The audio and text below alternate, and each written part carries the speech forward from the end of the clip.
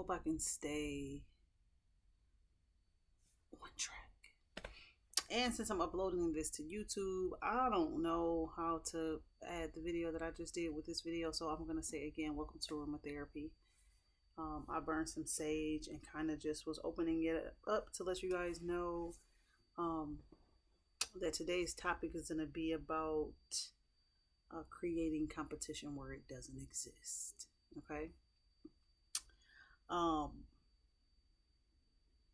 Again, I hope you guys have had a good week. I hope it hasn't been too stressful between the weather and the news and the things that is kind of just circulating.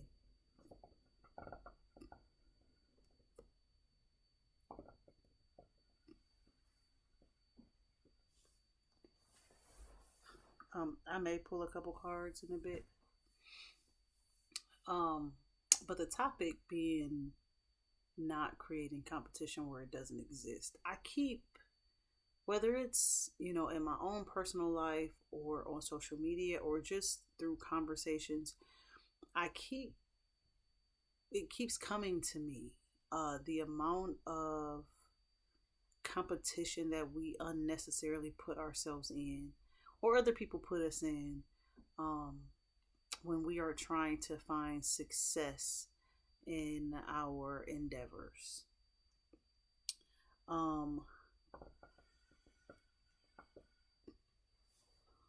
We spend a lot of time trying to identify who our enemies are. As if we can save ourselves from them. That's not necessarily the case. And a reminder is how often the universe, God, will use said enemies as your footstool, whether it's something that will get you to the next level financially at a job, or if it's something that will get you to the next level spiritually.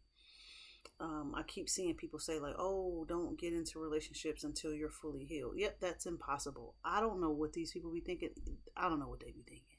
I don't know what they think they know about the healing journey, but you can't heal without triggers, without experiences, without things that bring up said pain that we should be healing from, right? They don't know at all about how deep trauma and pain can be, how it digs itself into your body, how it digs itself into your subconscious. Your subconscious is the part that you're not aware of on a consistent basis. So this idea that we should try to be perfect and avoid all things that hurt us is kind of a waste of time.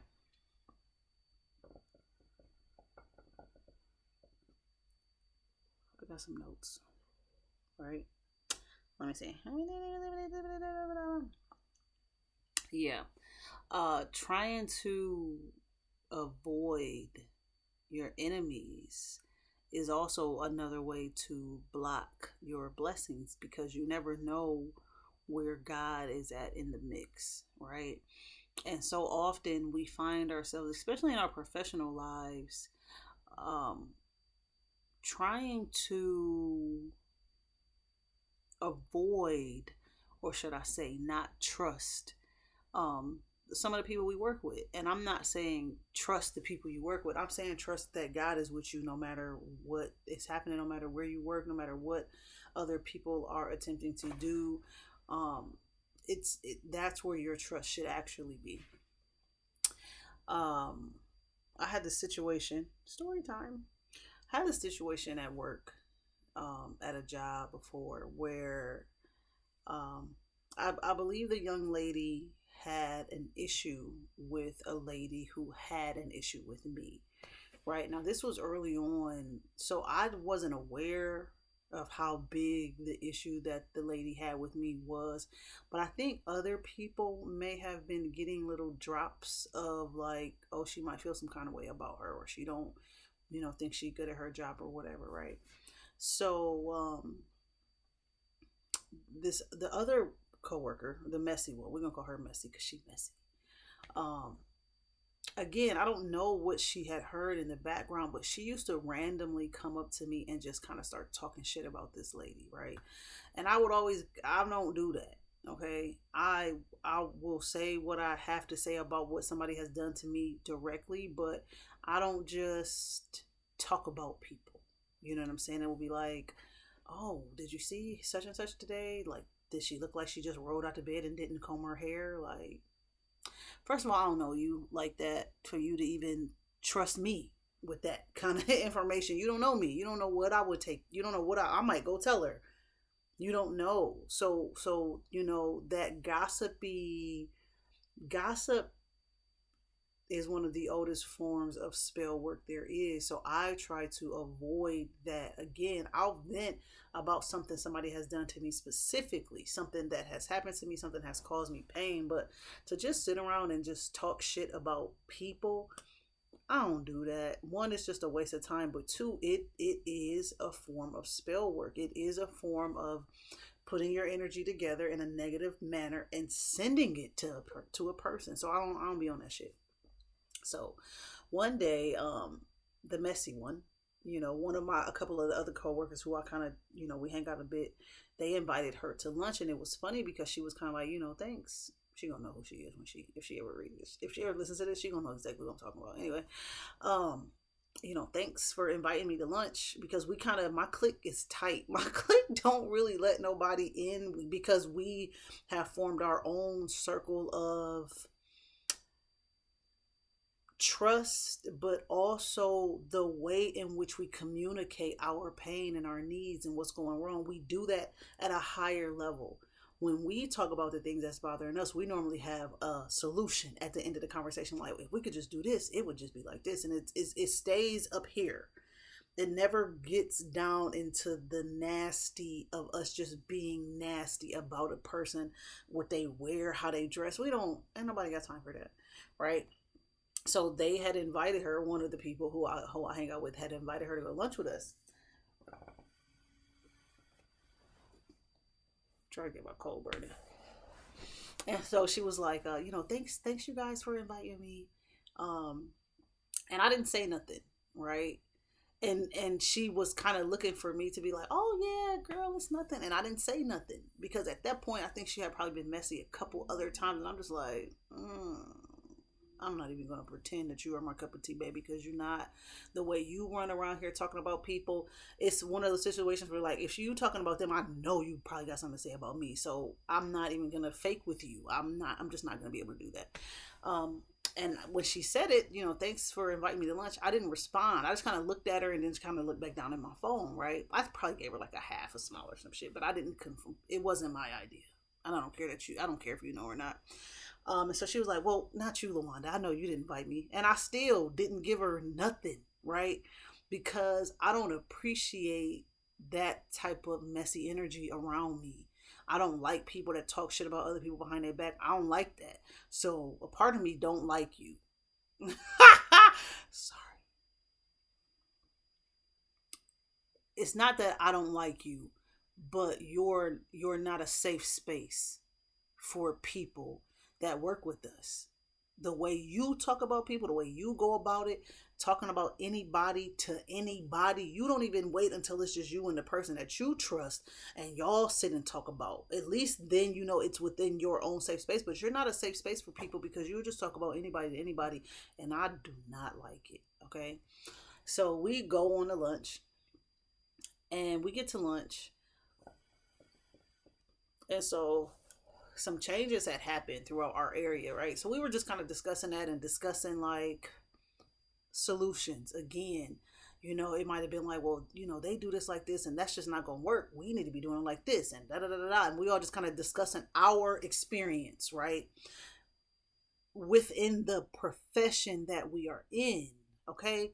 Not our personal experience per se, because that personal shit don't really help get your job done. It's your actual professional experience that you can sit and have, those conversations where you can be on the same page with other people that have a similar professional background as you. So I don't know where she came from, because she was new. I didn't know that at the time either, that this ain't even her profession, right? So we kind of talking and we will move on. So I bring up the person who I don't know she actually feel some kind of way about, but when a person gossips, it's not even a feeling, it's just a bad habit, right? So I'm talking about my now current experience with this person in a professional realm, and she just gets to like just talking shit about her. And I could tell she wasn't expecting my responses to be what they were, because it was like, well, oh, does she look like this today? And she always looks like this. And I'm like, I don't know, that really don't got nothing to do with how good we can get our jobs done.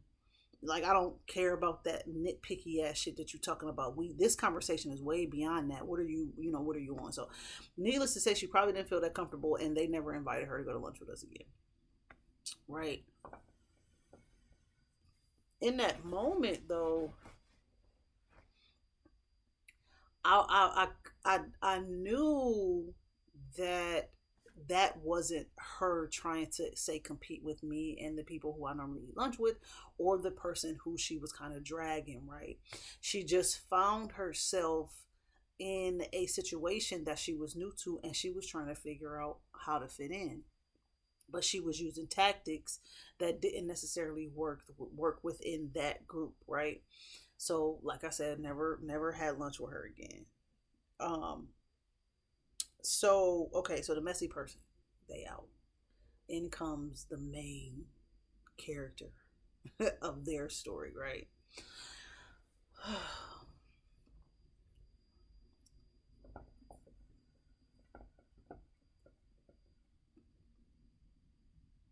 You ever, I'm sure you have, get a job and a person starts to find fault where no fault exists.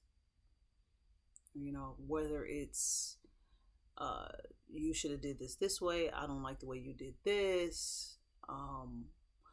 Sometimes it's not even as bold as that. You can just kind of see a person trying to take your favor.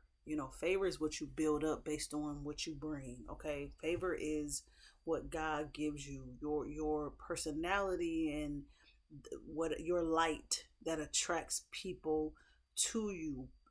Things that make it easy for you to talk to, things that make it easy for people to trust you. A person who doesn't have that same those same, I get gifts, right? They don't get that out of people. They normally have to micromanage is the perfect word, because a micromanager is a person that doesn't trust. They don't trust themselves, which means they can't trust you. They don't trust themselves to survive making mistakes, so they have to micromanage you, because they're afraid that if you make a mistake, it's going to reflect bad on them. They actually make everything about them and their fears and maybe their past experience and the experiences that they've had under different supervisors and things like that, right? So a person that's a micromanager is naturally competitive with anybody that doesn't need to be micromanaged. So you're in this space and they're the main character of their story. You're the main character of your story, right? So I don't see anybody as competition for me. I have very specific goals and desires, and they're normally not like anybody else's around me, right? But I don't go to work every day and say, well, I want to do this and I want to do that, because what'll happen is people will realize that their goals and desires are this big, and a motherfucker like me over here, my shit get bigger and bigger. You'll be like, how the fuck you think you about to do all that? Because I am, because I can, because I will change my mind. I will switch paths. I will go from my lane to a lane that's brand new for me to be able to get what I want. I'm not scared. A job is not holding me back. What my parents did is not holding me back. How an ex treated me, that shit don't hold me back. It did at a point, but I never ever wanted it to. So it's like as soon as I realized it was like, okay, so how do I figure out not to be held back by things outside of my control? Because I don't want to be held back by things. I don't want to hold on to none. Oh, I'm holding on to shit. Oops, my bad. How do I let this go? Right? But everybody is not capable or equipped to have that same mentality because their conditioning is so thick that they don't believe anything outside of the one thing that they think they should be doing is possible. I'm not like that. It's all possible, right? So you get into these situations with people who have such severe limits on themselves that they believe they should then limit other people. It's a projection, right? Well, if this didn't work for me or if this happened to me, then I need to make sure that I do this because this could happen to you too. And they put so much of an emphasis on the coulda, woulda, shoulda. It's almost like they will manifest said fate on you if you don't push back. And I don't even think people realize that. Like, I refuse to allow people to write my future because, bitch, you can't overwrite my shit. I already know what my future gonna be. And what I don't know, you damn sure ain't gonna be the person that write it for me. That's the spiritual warfare that people don't understand they bring to the table, that they bring with them to work, is when you try to overpower another person's identity.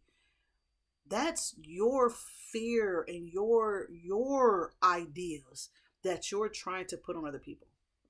So when you push back like I do, which is not even a pushback, it's really just a, hey, boundary here. Can't do that over here. Can't do that shit over here. Okay, you can do that over there. You shouldn't, but maybe you could, okay? Because some people need help. Some people need a leader. Some people need guidance, right? I'm not saying I don't. I'm just saying I'll pick my guide, my leader. I'll pick the person that I'm going to follow. You can't make me follow you. And no position or title is going to change that. And I think that's where the competition comes in.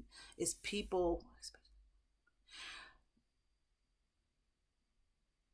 they expect their position and title to gain them this. That's where they become limitless, is all that they're willing to do to prove that their title means more than their character, right? I've never been big on that. I've never let a person, I'll take that back. At some point, I'm sure I did let somebody's title keep me from standing, but I don't really remember when. I don't remember a time. It's so funny now to talk to people who knew me back when I was like, let's say fresh out of college, working at the YMCA. I had somebody tell me, like, you've been a firecracker. You a firecracker. Like, what you mean, bro? I'm never been in a fight. I never cussed nobody out once or twice in my whole life. I really try to be chill. But there's clearly an energy in me that is very like, no. Like, oh, well, don't say that to this person. Because I'm not worried about that.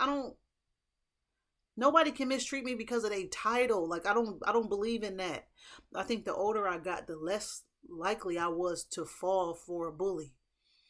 And I think what made it even stronger in me was to watch how other grown ass people older than me, my bosses, right? People who had earned their titles were scared of other people. Like, okay, so how did you become the boss?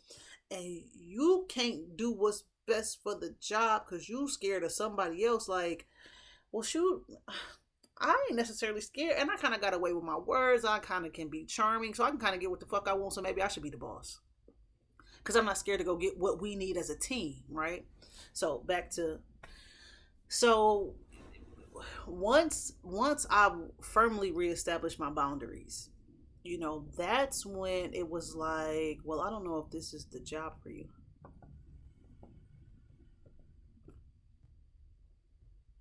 If I wanted to get into specifics, and I told y'all what my professional background is,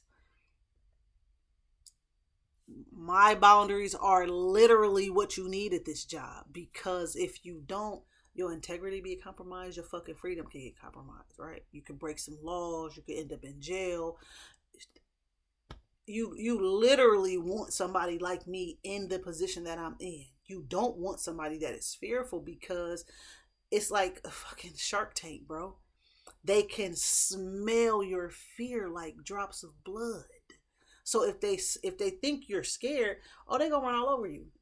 Especially if they got a title, right? So that's not necessarily, in my personal and professional opinion, the position for somebody that's fearful, because we don't need that.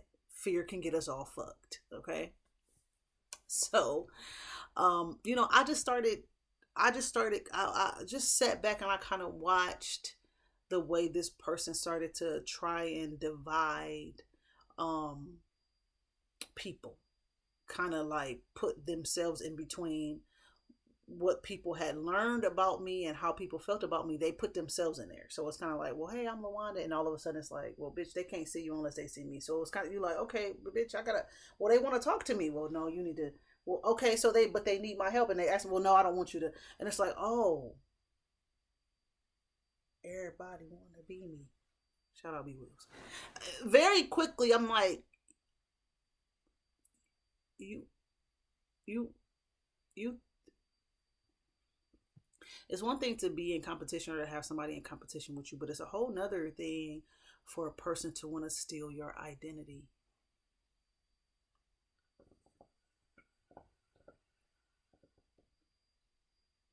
Let me say that again. It's one thing for a person to want to be in competition with you. It's a whole nother thing for a person to want to steal your identity. Meaning your energy. Not, steal it from you. And then like, here, this is my energy actually. Well, first of all, they already know your energy. That's what I'm saying. Like, you can't compete where you don't compare. They already know you. You've been here longer than me. So, baby, your energy is already all up and throughout here. They all already know. That's why that girl thought she was cool to come talk to me about you. Because they already see you. They already have an impression on you. How do you think you're going to change that impression on me? Because you think you can take something from me that you didn't give me. That's a whole nother form of competition, is people trying to take shit from you that they didn't give you. That's also a lot of nerve for a person like me. Because I'm a Taurus, right? I'm already stubborn, bullheaded, some would say, right? But I have a Virgo moon, so I pay attention to every detail. I see everything, right? So it's like, okay, so that's what you do. Okay, hold on, let me show you how I be.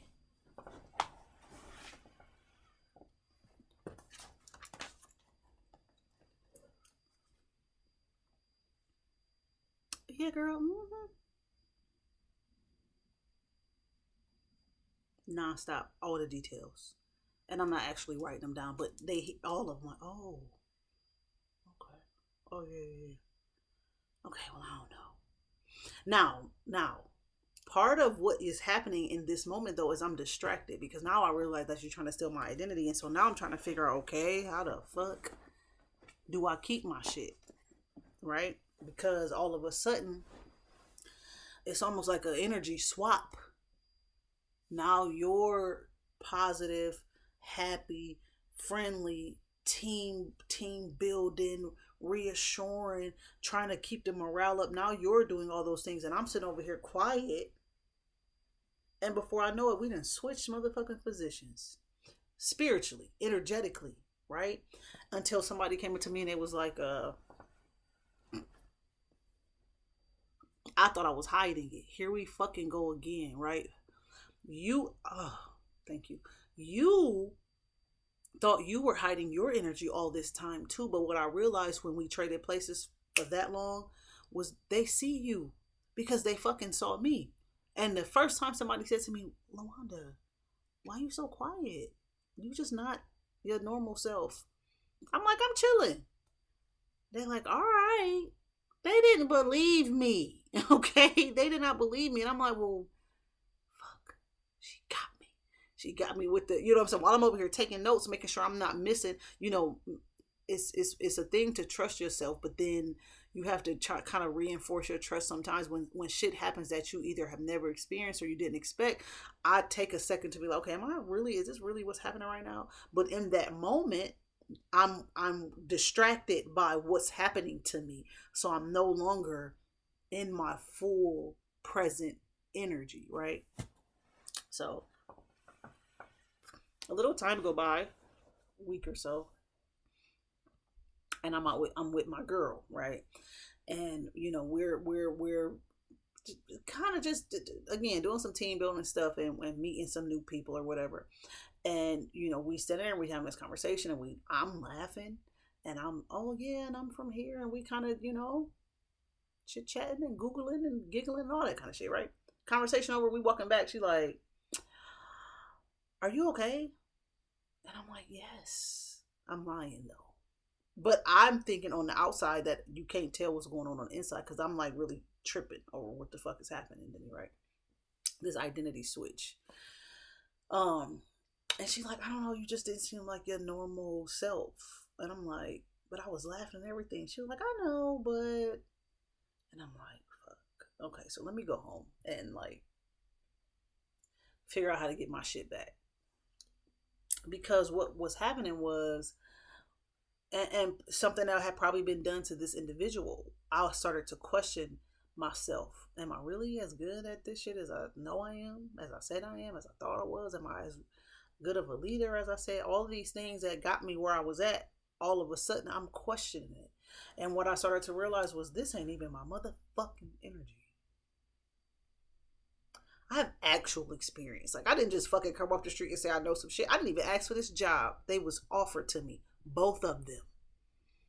One promotion and then another promotion were offered to me. When I first got into this field, I was headhunted. Every position that has been a transitional position for me within this industry was offered to me. I didn't ask for the shit. They came looking for me, right? So when I got home and I actually got a chance to sit even in that, it was like, that's because you are all that you say you are. And it ain't like you just became it overnight. You've been becoming this for years now, right? And I'm like, okay, so how do I take myself back? How do I get myself back? And so I just started to not worry about the things that were being said about me when I wasn't watching. You know, I stopped worrying about things that were being said about me when the doors were closed, when people were smiling in my face and lying behind my back. I just stopped worrying about that shit because I remembered and was reminded, well, they didn't give it to you, so they can't fucking take it. Oh, yeah, that's right. Now, mind you, all of this is about a 2 month span. They didn't give it to you, so they can't take it away. Yeah, you're right. My bad. And it still took me a couple of days of like, you know what, let me get a couple mental health days because I need to like really, really take all my power back. Because you can only fake like you're me for so long because we're at a job, which means there's a lot of things happening that you don't know gonna happen. Work is unpredictable. You never know what kind of day you're gonna be walking into when you get to the office. So you're gonna have to keep up the front, baby. And I'm just gonna sit back and see. Now I'm not walking into the room like, well, how did this person feel? Even though they was talking to me yesterday, but today they didn't speak, so how they feel? Damn, I wonder if she got to them. I wonder if they bleed. I stopped doing all of that shit. I went right back to talking like that shit wouldn't even happen. I went right back to acting like that shit wouldn't even happen. Oh, well, I don't want you to help this person. Oh, well, you're going to have to do better than just tell me because watch what I do. Can't tell me not to help somebody. You need some help? Yeah, I know. It's okay. You don't feel comfortable asking me. I'll ask you. And if I ask you need help, just say yeah. I just start rewiring the system, in a way that said, I'm still in this bitch. and you're going to have to work a little bit harder to get rid of me. Right? In the midst of all of that, they think they won.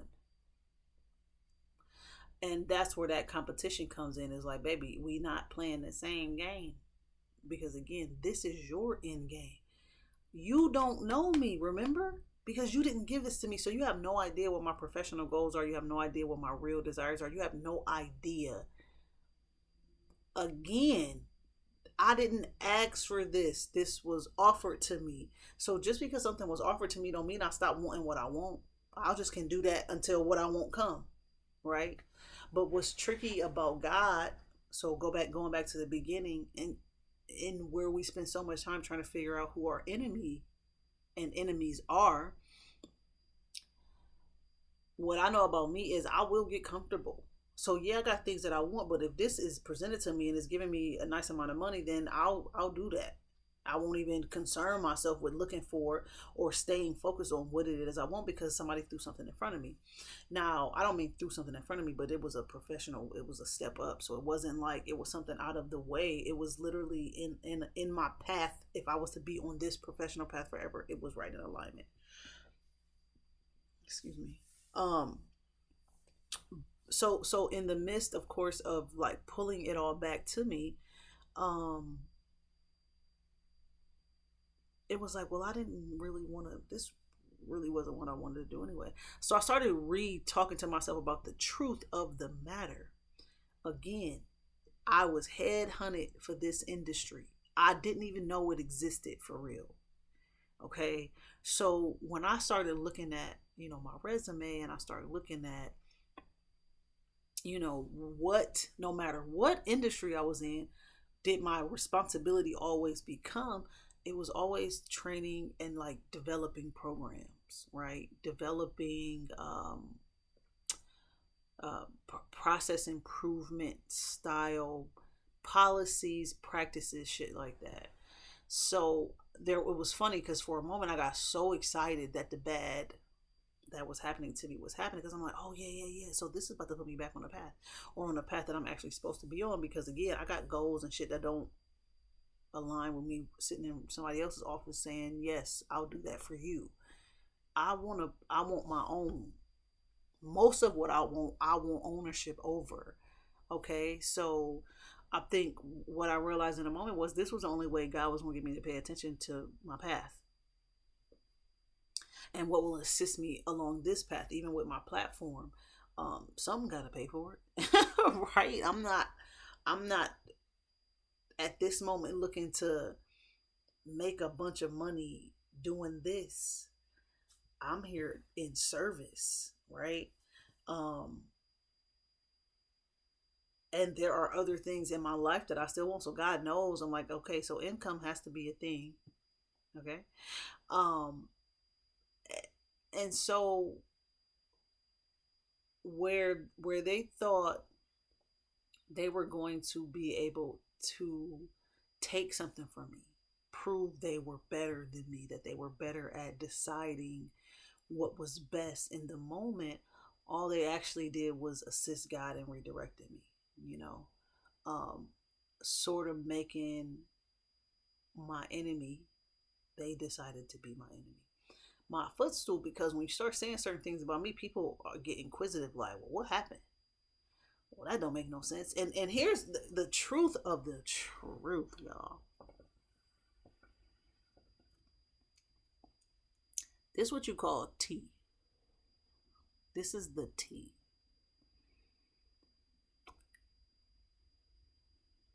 I was offered the positions, right? Both of them offered, almost begged, like, please, no, trust me. Please. Like, I don't know, I don't trust y'all.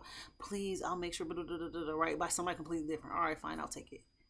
When it came time for them and their position, everybody was like, nope, don't think it's a good fit. Don't think they're ready. You know what kind of, now my ego is getting involved. Pleasure that allows me to stand on knowing that they wanted me here. They didn't want you here. You don't know that though. And they do. Other people that might not necessarily be able to do anything about what's going on, they know. So again, no matter what you're saying about me, they had an impression about me before you got involved, and they also had an impression about you before you got involved. So whether I'm here or gone, your impression is still going to be one that you create, because I'm not about to spend my time trying to recreate an impression for you. Shit, you're going to show who you is, whether I'm here or not. So I don't have to spend time talking about you, because I'm not in competition with you. Who you are and what you bring to the table is going to show. It's already showing itself. And I'm not looking for it. I ain't asking. I am not asking. I'm not asking. Because this ain't where like what I want to do with my time anyway. So why ask? Why compete? Why compare? Why need the information? It's not going to benefit me, because this ain't my track. That's not my lane. This your lane. The problem is you think that nobody else deserves to be in this lane, the professional lane, that is. So creating competition where it doesn't exist, it happens so often and so quickly, but it's so important for us as a spiritual community, the collective, the woke, however you identify yourself, to remain diligent but aware of what you actually want, right? You have to remember what it is that you want. And it's so interesting, because as soon as I was like, yeah, well, I prefer to do this anyway, there was already shit being put in place before the mess happened. Where as soon as I heard about it, I'm like, ooh, that's actually where I would prefer to be. But I'm like, but I'm cool. I'll go ahead and just work on over here and, go from da-da-da-da. I was kind of new. I'm not really one to say I'll do something and then not do it because this new shiny thing. I don't do that. If I say I'm going to do something, I commit to it. And I'm so much of a team player, it's hard for me to turn my back on a team that I've committed to, because again, this new shiny thing is over here and it's like, well, that's really what I wanted, so fuck y'all. That's not easy for me to do. So I can understand sometimes why God has to intervene and push me in different ways, towards the things that I want, because I'll commit, and once I commit, I'll stay. Okay. So again, once the shit started to hit the fan, I just started to think about that. Like, I actually kind of want to be doing this anyway, though. But I was more worried about the impression that was being created about me, right? But I didn't worry about that for long. And it's so funny, because as soon as I stopped caring, the energy that was mine came back, and the energy that was theirs went back, and you could see it. You could see how pressed all of a sudden they were to like talk about me and tell people, well, she said this, and just kind of like switch up the energy of the words that I'd use. And you just like, oh,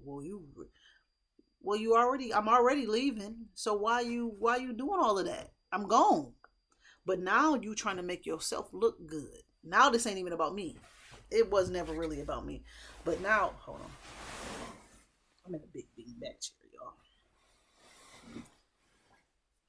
Now it's so obvious that it's about you, because it's like you got what you wanted. Why are you still pressed? After a while, I'm like, oh shit, it's giving obsessed. You're like, oh shit, so motherfucker really was trying to like steal my identity, because why are you won? According to you, you won, because you still don't know what the fuck I want to do in my life.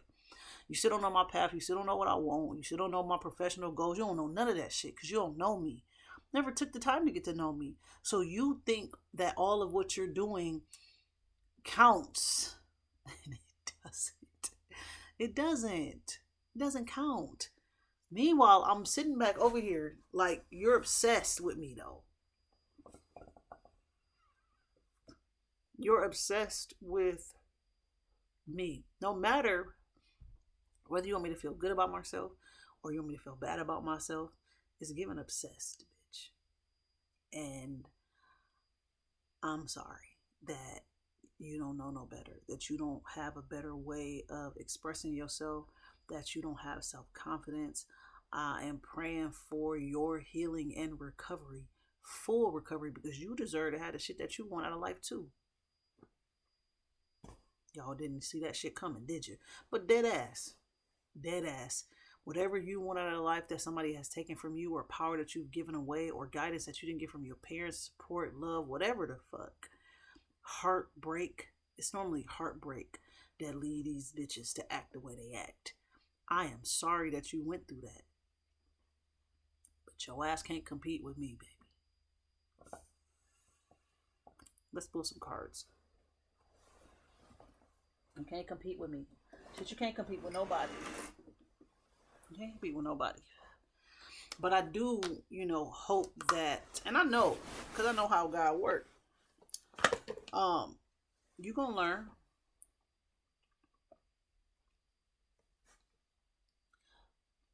You're gonna learn the error of your ways.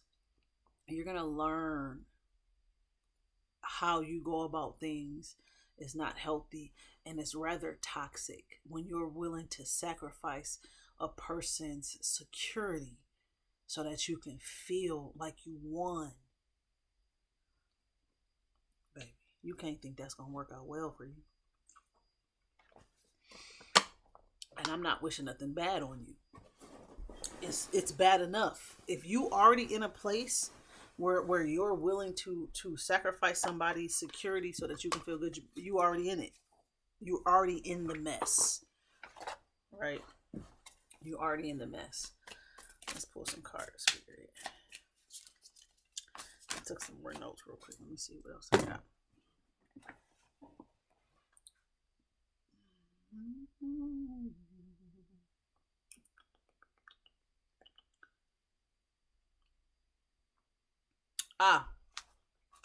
So I was watching Bashar, and Bashar talks about not being able to heal or fix a problem at the level it was created. So you need to constantly be willing to elevate until certain things no longer have the same effect on you. Okay. So even in this regard, when I made certain points, it was like, oh shoot, well, if she would have did this way, would you have, like, no, the problem is already created. There is no way in hell, both of us being in the same place that we are when this happened, it can't be fixed from here, because I'm not backing down. I'm not going back, and I'm not about to trade in the truth so that she can feel better. And the truth is, they wanted me here. They begged me to do this. That's not a lie. That's not a feeling. It's not an emotional response. That is a fact. I can't ignore the facts. I won't. So, me being able to have other opportunities and other options for wealth and security and prosperity, I'm not trading that in to fix a problem that I didn't create. Got the King of Pentacles. Okay? See the wisdom in his white hair. See the comfort in him sitting in his masculine energy, in his power of knowing that the things that he has invested in are his. He is secure. He's secure. Look at all his books in the back. That's his knowledge. Okay? That's him caring and looking and wanting to know how to obtain and maintain security. The King of Pentacles doesn't compete. He doesn't compete. Okay? He just builds. He's a builder. I'm a builder. Okay? And I will admit that there was a part in there where I know, as much as I try to balance out my feminine and my masculine energy and be more in my feminine energy, I was most definitely in my masculine, go get it energy. I'm gonna get it, and I'm gonna have it. It's given King of Pentacles. What other messages? Ten of Cups in reverse. All right, so this is a person again. Ten of Cups in reverse is heartbreak. This is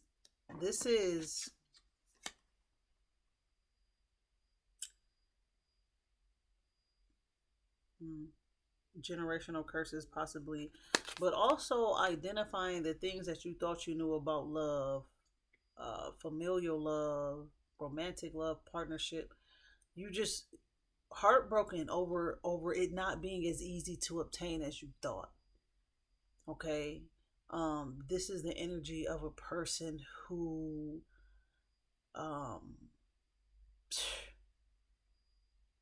damn. Okay, well, if we put them together, if you got the King of Pentacles next to the Ten of Cups in reverse, this is the person that's always in their masculine energy. They only think about themselves. They wouldn't know how to attract love if it was fucking standing on the corner. They have no clue how to be empathetic, sympathetic, understanding, compassionate. They have no idea about love. They don't have a clue how to obtain it, how to maintain it. Interesting. Anything else, Spirit?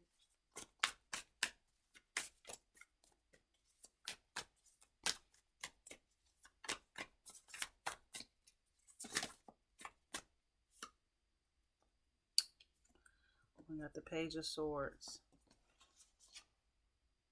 Bottom of the deck, Nine of Pentacles in reverse. Oh, yeah. And the Page of Swords is in reverse. Yeah, there's somebody that think they know. They thought they knew everything. Okay. So you got the Page of Pentacles in reverse. Next to the Ten of Cups in reverse. And you got the Nine of Pentacles in reverse. Just what I said. This is somebody who not only doesn't know, and the King of Pentacles is earth energy, right? The Nine of Pentacles is earth energy. Cups is your emotions, your love, your feelings. Swords is your thoughts. The Page of Swords upright is normally somebody willing to learn, somebody with young, bright, fresh ideas. This is somebody that's stubborn as hell, stuck as hell, and unwilling to see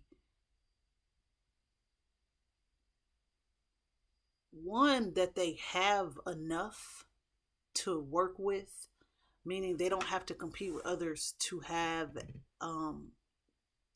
success. This is a person that they don't value themselves. That's why they're unwilling to change. This person has very low self-esteem. So much so that they're unwilling, one, to see that even when you have certain things, you can still feel like you don't have certain things. You can have love around you, but you don't see it. You could have grown your wealth and your security, but you don't see it because you're not willing to take any new ideas. You're not willing to learn how to love, learn lessons in love. You're not willing to release old baggage, old pain, to see how blessed you actually are. Because the Nine of Pentacles upright, look at her. That's all her garden. She done grew it all. It's healthy, it's bountiful, it's all of that. But when you don't see yourself and you don't love yourself, because maybe you haven't been loved properly, then no matter what your ass gets, you never gonna be respectful of it. You're never gonna treat it with grace. It's never gonna feel like it's enough. And that's how you find yourself in competition with other people where none fucking exists. This is a person who suffers deeply internally. Deeply, deeply suffering. because of their unwillingness to let go of what I feel like is probably heartbreak, disappointment, somebody not meeting their expectations. Mm.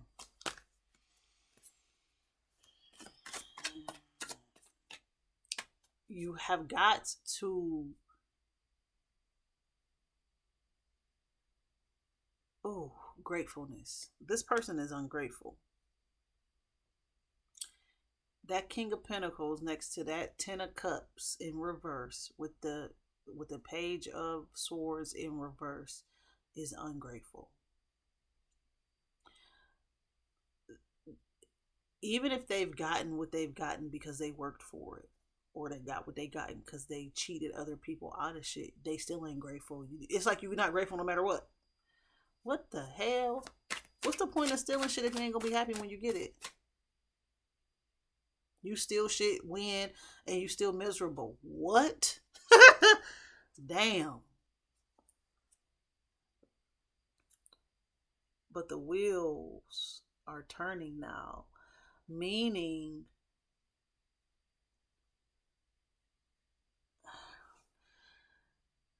the first thought that came to my mind is that that's about to come to the light.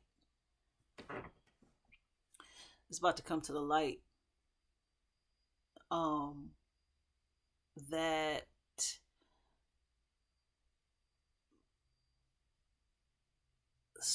somebody's success is going to rock the person that is ungrateful for their own success. Okay, again, that's the main character in you, the main character in your story. I'm the main character in my story, right? But when you're so used to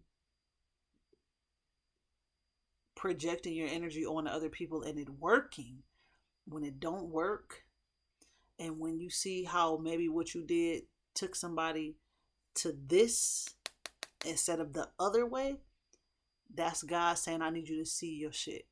I need you to see yourself. You finally ran into somebody who you couldn't steal from. You couldn't trade places with. Oh my God. Have y'all ever seen the Skeleton Key, bro? Okay. One of my favorite movies is this thriller movie, and the shit is basically about like how these slaves, this slave couple, did a ritual on a night where some slave owners like hung some black people or whatever, and they was all out there laughing and talking shit. The whole time they doing that, the whole time they doing that, hanging people, laughing, joking and shit, the black couple is up in the attic doing a ritual with the white slave owners' children, where they swap spaces with them, energetically, physically, whatever, right? And so it goes on, the movie goes on to where as they get older, they have to continue to do the ritual. They have to keep switching bodies. It's given Skeleton Key. And I think that they are about to find out that it's time for them to see themselves for who they are and for the destruction that they've caused, because they about to have to see somebody win, and win big. And this is a win that this person has been working toward, that had been working on. This win to this person is just another win. You see, wheel after wheel after, this is just a win after win. This is a person who keep winning, keep overcoming these type of attacks, these type of situations. But for that Ten of Cups in reverse, that Page of Swords, and that King, they about to have to see it for the first time. So yeah, it's been my pleasure hanging out with y'all. I hope y'all have enjoyed this as much as I have enjoyed doing it. Yeah, this is a room of therapy. Don't have no expectations, because I will be unpredictable. I do what I want to do when I want to do it, and I do what feels best. But I do love y'all, and I wish y'all the best. And again, I'm gonna do more on this competition thing, because people say certain things that just create unnecessary competition. It's not necessary, y'all. What's yours is yours, and what's yours nobody can take. You can only give it away. So go through what you go through, feel what you feel, but bring yourself back quickly. Okay. So much so that, like what Bashar is saying, it gets to the point where it doesn't affect you the same. I feel like once this is completely transitioned, nothing like this will ever be able to affect me again. Okay. Because I understand what my path is. I've accepted my purpose. And so I know that there's nothing anybody can do to steal that. And the universe keeps surrounding me with people that support that and that support me. So that's all I need. All right. I love y'all. It's been the best. I've enjoyed my low blue light and my hookah. This is a vibe, right? All right. Have a good week. See you soon.